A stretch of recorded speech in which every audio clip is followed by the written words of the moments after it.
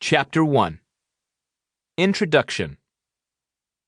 Nothing is more interesting than revolution, or should I say, insurrection, because all the imagery of revolution comes from insurrection, which is a different thing. Everything we want in a society is what we find brought out in people in the moment of insurrection. This is the moment the true socialist worships and thinks will be incarnated in the society on the morning after. Norman Rush, Mating, a Novel. Fight the Power. 9 days before the virus canceled all the rallies, I stood on a media riser in a crush of bodies fighting for a camera angle as Bernie Sanders stooped over a podium to address tens of thousands of people in a crowded-to-capacity hall that would, by month's end, become an army field hospital. I could almost understand the appeal of it all. I could feel the tug on my heart so many years later.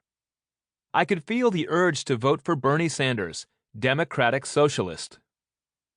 If you had told me as a college student 25 years before that a presidential candidate would emerge who would embrace a visionary idea of what a perfect society could be, that he would be a veteran of the civil rights movement, one with years of practical experience at nearly every level of government, that he would be Jewish, like me, yet embraced by African-American icons from Cornel West to Public Enemy, the latter about to take the stage with him, there is no question that I would have voted for him, volunteered for him, joined the throng of sign-waving supporters standing before him.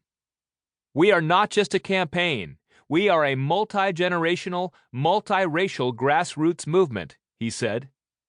We are going to stand together, black and white, Latino, Native American, Asian American.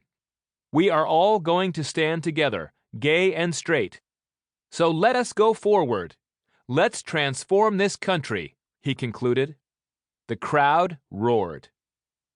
The theme of the March 1st, 2020 rally, one of the last before the crucial Super Tuesday primary vote, was Fight the Power, one of Public Enemy's most celebrated and controversial songs.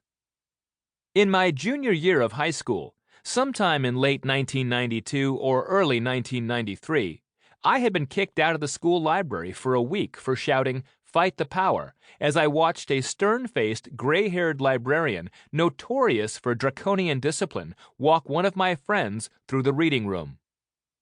It turned out he had simply been helping my friend find a book. Fight the Power was an odd look for a presidential campaign, especially that of a major party frontrunner. It was a bold throwdown, a brash statement that Bernie Sanders, 77, was not going to pivot back toward the center, was not going to pander to the moderates or the independents, that he was going to remain every bit the socialist revolutionary he had always been. On stage, the rappers took their places, with 2 dancers in military fatigues and tactical vests. It almost looked like a third world coup had taken place. Chuck D, the venerable 59-year-old prophet of hip-hop, addressed the crowd over the mic. Put your fist in the air if you believe in truth to power, and truth in the first place, he exhorted. Dedicating his performance to his father and grandfather, he explained his support for Sanders. It's about truth and connecting yourself to a fucking agenda you can feel instead of sitting on the couch not doing a goddamn thing. Paying for health care, he said, was a struggle in this damn country. Likewise with paying for child care, and climate control, he said, resonated with me. You got to get your ass up and vote for something, he added. I don't do this shit much, but listen to me. Time to grow up, and somebody got to put the big-ass pants on. The crowd cheered. A few moments later, the beat kicked in, and the song started again. It was Bring the Noise, another Public Enemy classic, minus the charismatic Flavor Flav, the group member famous for wearing a giant clock around his neck beneath flashing gold teeth. Flav had been expelled from the group earlier that day for refusing to join the rest of the group in backing Bernie Sanders. He said he did not want Public Enemy to be the soundtrack of a fake revolution.